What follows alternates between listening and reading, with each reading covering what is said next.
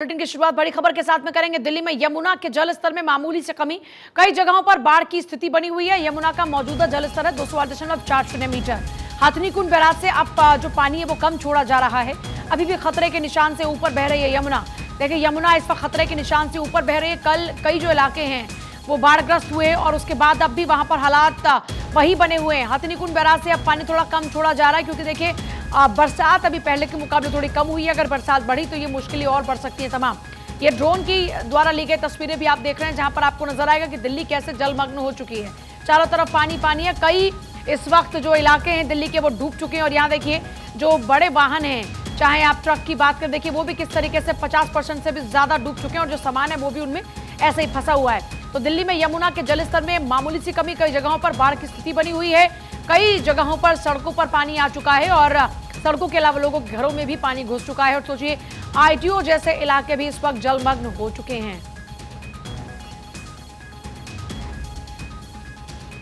और देखिए इस बीच बड़ी खबर, दिल्ली में आज भी उफान पर यमुना। बाढ़ की वजह से कई इलाके डूब चुके हैं।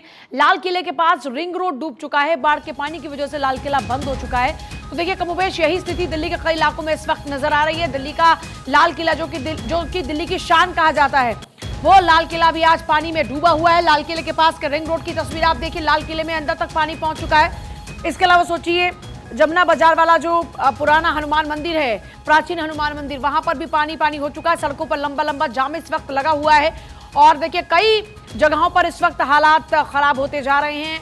आप साफ तौर पर दिल्ली की तस्वीरें देखिए जरा। देश की राजधानी दिल्ली इस वक्त झीलों का शहर बन चुकी है क्योंकि यहाँ पर इतना ज्यादा बाढ़ का पानी इस वक्त है कि देखिए लोगों के लिए सांस लेना मुहाल हो चुका है। कई तस्वीरें ऐसी भी हैं जहां पर इस गंदे पानी के कारण लोग सांस तक नहीं ले पा रहे हैं।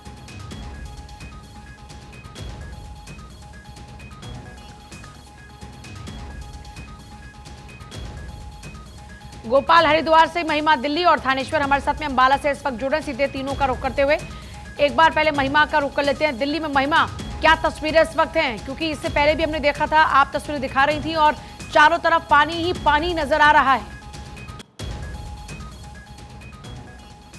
बिल्कुल पूजा, क्योंकि आप कुछ देर पहले भी जिक्र कर रही थी लाल किला का। देखिए लाल किला इससे पहले मैं जा रही थी, लेकिन क्योंकि आपने भी बताया कि रास्ता वहां पर पूरी तरह से अभी बंद हो चुका है, रूट को डाइवर्ट किया गया है, हम वहां पर नहीं जा सकते और वहां पर काफी ज्यादा पानी भर चुका है, इसलिए हम वहां पर नहीं जा पाए और इसलिए हम यहाँ पर आए हैं और आईटीयू की तस्वीरें अपने तमाम दर्शकों को सुबह से लगातार दिखा रही थी कि कोई शौक नहीं है इतने गंदे पानी में खड़े होने का, लेकिन भारत24 एक जिम्मेदार चैनल है और हम अपने तमाम दर्शकों को दिखाना चाहते हैं कि आप देखिए कि आपकी दिल्ली, देश की राजधानी दिल्ली का इस वक्त क्या हाल हो चुका है। अलग अलग जगहों पर आलम कुछ ऐसा ही है क्योंकि आने जाने वाले लोग तो परेशान हो ही रहे हैं, लेकिन इसके बावजूद इसके अलावा बीमारियों का अंबार भी यहाँ पर लगता हुआ आने वाले समय में नजर आएगा। अभी तो नजर नहीं आएगा। आप सभी के पास वापस लौट रहे हैं। एक बार फिर से महिमा का रुख कर लेते हैं। महिमा, लगातार देख रहे हैं कि आईटीओ पर जो पानी का स्तर बढ़ता जा रहा है। इससे पहले जिक्र कर रही थी कि यहाँ जो पानी है वो बढ़ता जा रहा है। of the constitution क्योंकि कुछ देर पहले जब हम सुबह के समय यहाँ पर आए थे तो पानी कम था। इससे पहले देखिए घुटनों से नीचे पानी था, लेकिन अब आपको नजर आएगा कि धीरे धीरे पानी का जो जलस्तर है वो लगातार बढ़ता जा रहा है। हालांकि यहाँ पर राहत अब लोगों को नहीं मिलने वाली है। और सबसे बड़ी बात, क्योंकि मैं पहले भी जिक्र करी थी, पहले भी जानकारी दे रही थी अपने तमाम दर्शकों को, भारत24 इसलिए यहाँ पर पहुंचा है ताकि आप लोग देख सके कि देश की राजधानी दिल्ली का हाल है। यानी कि दिल्ली में जब ऐसा हो सकता है तो आप बाकी जगहों पर देखिए, क्योंकि दिल्ली के जब यहाँ पर आलम ये हो सकता है तो आप देखिए जो बाकी जगह है वहां पर इस वक्त क्या हाल हुआ होगा। कई लोग, जिन लोगों के घरों में इस वक्त पानी जा चुका है, लोगों को आने जाने में परेशानियों का सामना तो करना ही पड़ रहा है। लेकिन सबसे बड़ी बात, जब काम के बाद या फिर दिन भर दिहाड़ी के बाद जब लोग अपने घरों पर जाते हैं, जिन लोगों के घरों में पानी गया होगा वो कैसे आराम कर रहे होंगे, क्योंकि आलम यहाँ पर कुछ ऐसा ही है। और अगर आसपास में लोग यहाँ से गुजरेंगे, मैं उनसे भी बात करने की कोशिश करूंगी। लेकिन पूजा, एक बार आप इन तस्वीरों को देखिए, जहां तक आपकी नजर जाएगी ना, जहां तक आपकी नजर जाएगी, आपको चारों तरफ बस पानी ही पानी नजर आएगा। और यहाँ पर अब तो आलम ये हो चुका है पूजा कि लोगों को धक्का देकर अपनी गाड़ियों को चलाना पड़ रहा है, क्योंकि उनकी गाड़ियां अब यहाँ पर नहीं चल पा रही, जिसकी वजह से अब जो लोग ये कह रहे हैं कि अब हमसे नहीं हो पाएगा। भाई प्रशासन को पहले से देखना चाहिए था। कुछ लोग और हैं, हम उनसे भी बात करने की कोशिश करते हैं। कहाँ से आए आप जी? कहाँ से आए आप? हरिद्वार से आए हैं जी। हरिद्वार से आए हैं, तो फिर हरिद्वार में भी आलम कुछ ऐसा ही कि यहाँ से अलग? जी, हरिद्वार में है इससे अलग, बट जो गंग नहर है वो एकदम सेम है। ये गंग नहर से ज्यादा ही है बल्कि। यानी कि आपका ये कहना है कि अब गंगा भी मैली हो चुकी है, अब यमुना उससे ज्यादा पॉल्यूटेड है? बिल्कुल बिल्कुल बिल्कुल सही कह रहे हैं। और कुछ लोग हैं जो यहाँ पर राहगीर है, उनसे भी बात करने की कोशिश करते हैं। किस तरह से मुश्किल है? देखिए पूजा, सबसे बड़ी बात, अब लोग यहाँ पर पैदल गुजर रहे हैं, जूते लोगों ने हाथों में ले रखे हैं, क्योंकि अब आप देख सकते हैं कि लोग कितने परेशान यहाँ पर हो रहे हैं। क्या कहना चाहेंगे? कहना यही चाहेंगे कि आप सब कुछ तो कैमरा के माध्यम से दिखा ही रहे हैं और सरकार तक ये बात जा ही रही होगी, तो लोग कितना परेशान है, ना छुपी हुई है, ना हम कहने से, हमारे कहने से परेशानी बयां कर सकता हूं मैं कि मैं ये परेशानी कहूं तो लोगों तक पहुंच जाएगी। आप अपने माध्यम से सुना ही रहे हैं सरकार को भी। एक सेकंड भैया, विवेक एक बार ये तस्वीरें दिखाइए। देखिए यहाँ पर तारें भी काटी जा रही हैं, क्योंकि आपने पहले वो तस्वीरें भी देखी थी पूजा, खबरों का, क्योंकि भारत 24 हर खबर अपने तमाम दर्शकों तक पहुंचाता भी है। ऐसे में देखिए करंट लगने का खतरा भी हो जाता है और कई लोगों की जान जोखिम में आ सकती है। बिल्कुल जोखिम में आ सकती है। इस पर सरकार को ध्यान देना चाहिए कि किस हिसाब से व्यवस्था किया जाए और कैसे लोगों की जान बच जाए, कैसे लोग परेशानी में ना हो। कहने के लिए तो सरकार ने छुट्टी अनाउंस कर दिया है, बट ये सारी छुट्टियां जो है सिर्फ दिखावा है और कुछ नहीं है। सभी प्राइवेट या गैर सरकारी या सरकारी संस्थाओं को ये इन बातों पर ध्यान देना चाहिए कि लोग, आम जो पब्लिक है, जो सरकारी और गैर सरकारी संस्था से जुड़ा हुआ है, उसके साथ कैसे प्रॉब्लम हो सकता है, आने वाले समय में क्या दिक्कतें सामने आ रही है, ये सभी इन चीज़ों को पता है उन लोगों को, फिर भी इन तरह के मतलब ड्रामेबाजी हो रही है। तो ये सब दिखावा है और कुछ नहीं है। बिल्कुल, देखिए पूजा, दिखावा है, सिर्फ और सिर्फ दिखावा। सरकार सिर्फ दिखावा करती है, राजनीति करती है, लेकिन जब बात यहाँ पर लोगों की आती है, जिन लोगों ने चुना है, सरकार के प्रतिनिधियों को, जनप्रतिनिधियों को चुना है, उसके बावजूद वो जनप्रतिनिधि लोगों का ध्यान, सबसे बड़ा सवाल क्या, जनप्रतिनिधि को यहाँ पर आएगा?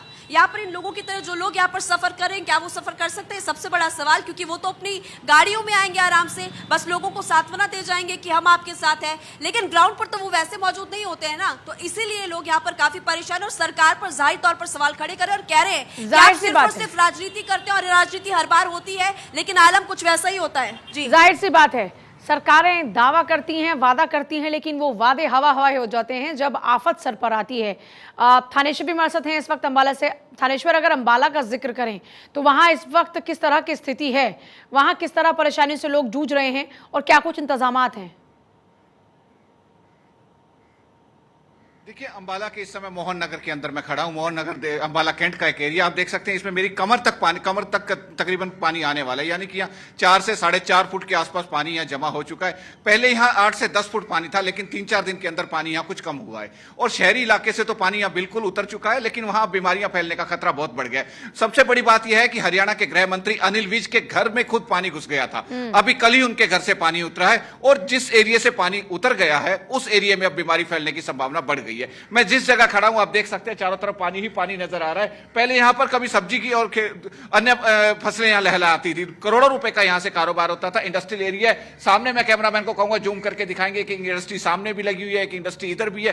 पूरी इंडस्ट्री जो इस एरिया की थी सारी की सारी चौपट हो गई है। लोगों की मशीनों में पानी घुस गया, करोड़ों रुपए का नुकसान हो गया।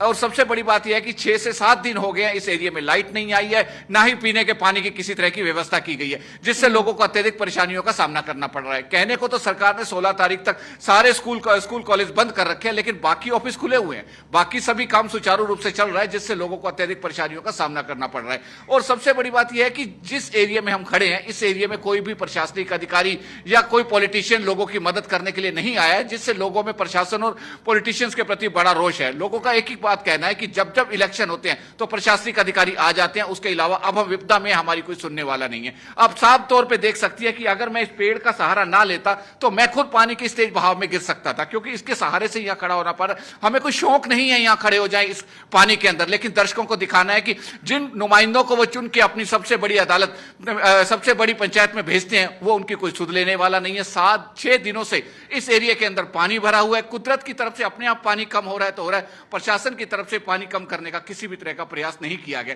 इससे 100 कदम की दूरी पर एक रेलवे अंडरपास है। रेलवे अंडरपास पूरी तरह भरा पड़ा है। उसमें हालत यह है कि पूरा ट्रक, अगर मैं कहूं कि पूरा ट्रक डूब जाएगा तो कोई अतिशयोक्ति नहीं हो। गोपाल भी हमारे साथ में इस वक्त है हरिद्वार से। इस वक्त तो कांवड़ी भी बहुत तेजी से पहुंच रहे हैं और पहाड़ पर तो खतरा लगातार बना हुआ है। अगर हरिद्वार की बात गोपाल करते हैं तो वहां इस वक्त क्या स्थिति है? एक तो लोगों की भीड़, कांवड़ यात्रा और प्लस कुदरत की मार।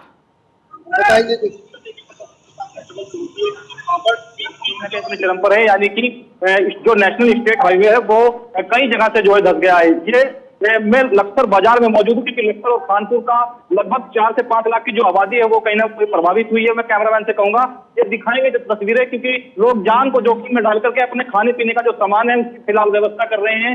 और जो प्रशासन की जो टीम है, कहीं ना कहीं एनडीआरएफ की जो टीम है, इधर भी जो कैमरामैन दिखाएंगे, क्योंकि एनडीआरएफ की एक बटालियन कहीं ना कहीं एक यूनिट भी यहाँ तैनात की गई है। और जो ग्रामीण है कहीं ना कहीं वो जान को जोखिम में डाल करके अपना खाना पीने का सामान, क्योंकि पानी का जो बहाव है वो तेज है और लगातार देहात क्षेत्र की यदि बात कर ले 8 से 9 फीट पानी है। 5 दिन से यहाँ आपूर्ति ठप है, क्योंकि जिसकी वजह से कनेक्टिविटी यानी कि उसको भी लेकर के जो परेशानियों का सामना है पूजा उसको करना पड़ रहा है। लेकिन ये कहा जा सकता है कि बाढ़ जिस तरीके से 2013 में कहीं ना कहीं उत्तराखंड में देखने को मिली थी उसका भी जो है अछूता नहीं है। तो ये कहा जा सकता है उत्तराखंड के लखसर और हरिद्वार में जो त्रासदी यहाँ देखने को मिली है, खुद प्रदेश के मुख्यमंत्री पुष्कर सिंह धामी के साथ में जो हरिद्वार सांसद निशंक है उन्होंने भी यहाँ दौरा किया है। और कहीं ना कहीं जो पीड़ित है उनको राहत सामग्री पहुंचाने का प्रयास किया जा रहा है। लेकिन लगातार पानी का जो बहाव है पूजा वो यहाँ बढ़ता दिखाई दे रहा है, जिससे लोगों को खाने पीने के साथ में जो पशु है कहीं ना कहीं उनके चारे की व्यवस्था के लिए भी दिक्कतों का सामना करना पड़ रहा है। जी अच्छा, हम देख रहे हैं कि जहां पर आप इस वक्त हैं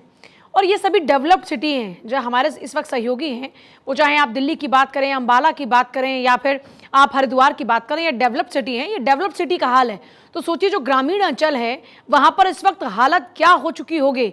हरिद्वार में इस वक्त देख रहे हैं कि लोग किस तरीके से जान जोखिम में डालकर जरूर अपने अपने जो घर का सामान है वो लाने के लिए प्रयासरत हैं।